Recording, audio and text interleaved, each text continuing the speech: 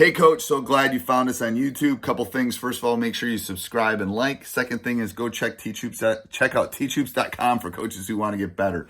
It is a roadmap of someone that's done this for 30 plus years. Let me help you with that roadmap. I've already done it. I've put pictures in my gym. Let me help you spend less time, win more games. Go over and check out teachhoops.com.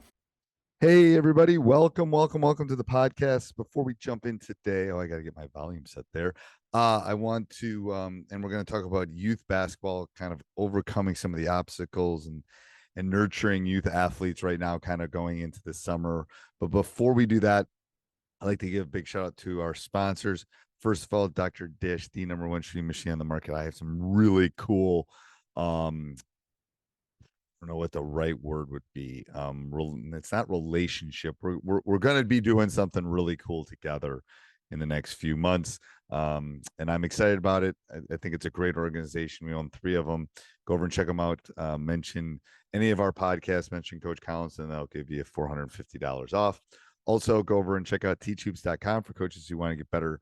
If you're looking to take your coaching, if you're looking for everything you would ever want in coaching, teachhoops.com is the answer. If you're a youth coach, which is a topic we're going to look at today, if you're looking for practice plans, you're looking for a little bit of guide coaching youth basketball, then go over and look at coachingyouthhoops.com. That would probably be the step. But if you're at that other level, then go over and check out teachhoops.com. Anyway, so today we're going to talk about overcoming some obstacles and coaching youth basketball, which I think is a wonderful thing. I think it's a way that a lot of you can make influences on our future things.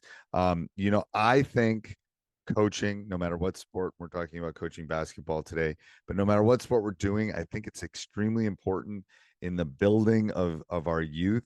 We're gonna explore common obstacles and discuss strategies to overcome them as a youth coach. And I hope you find this useful. So, first of all, I have a 19-year-old and a 20-year-old. Obstacle number 1 is limited attention span and engagement. So I think you have to, and that's why coachingyouthhoops.com, we were very structured in how we did it, because you have to keep them. That's why a game-based, a fun-based, how you structure practice is super important. Because the importance of fun drills and games to focus on their skill development, to use it positive reinforcement to praise and motivate the players. It should be 4 positives for 1 negative. The younger they get, you can move that and flux it. But usually you have to. Here's the difference. The difference between coaching a 2nd grader, a 5th grader, a 9th grader, and a 12th grader. You as the coach have to find the resources and the knowledge to be able to teach appropriately and meet them at their learning style and their learning level. I think that's the biggest part that coaches have a problem time, is they have that limited. So how do I keep them engaged? How do I find the fun games? How do I keep them active? How do I work on skill development? So that's number 1. I think obstacle number 1 is limited attention span. I think that's a big one. Obstacle number 2 is skill variation.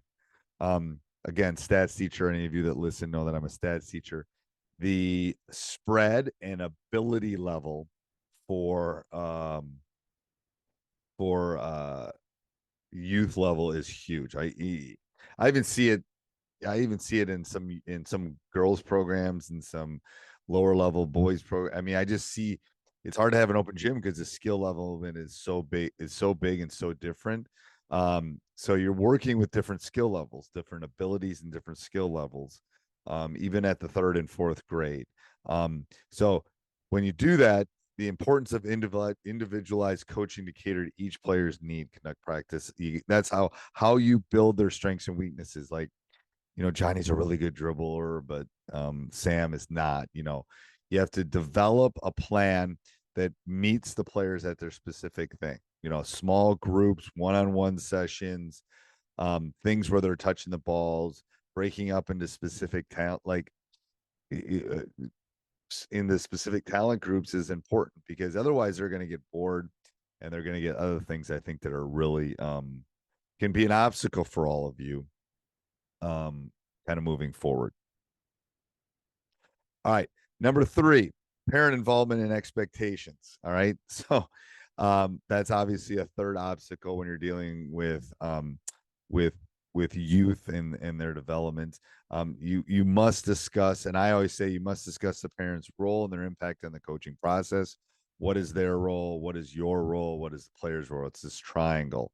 So you if you can't avoid it, it's like the refrigerator. We can't avoid it. You must address common challenges like playing time, unrealistic expectations. Susie's going to play in the WNBA, whatever it is. Offer strategies for building relationships with parents. Okay. So open lines of communication will sign 97% of it.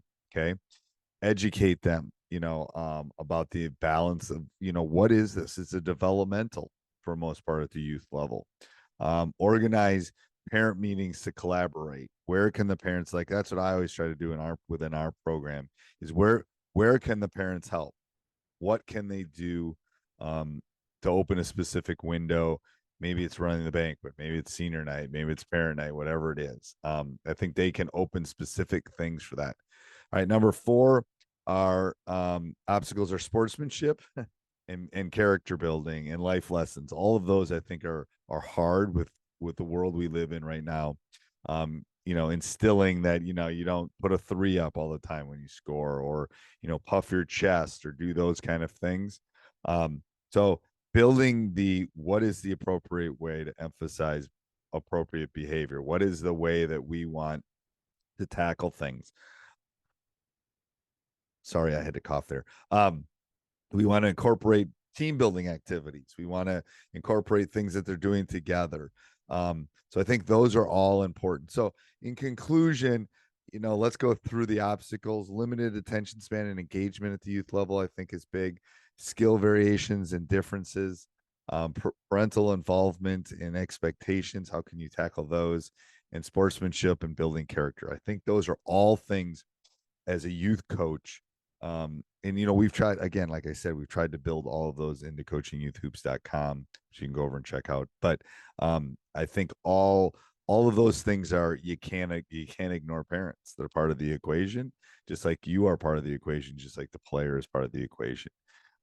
So I think you have to lead by example. You have to encourage coaches. You have to embrace those challenges and face them head on. And then I think your youth coaching experience, you can make a difference in young people's lives more than anything as being a youth coach. So hopefully this was helpful, and have a great day. Bye.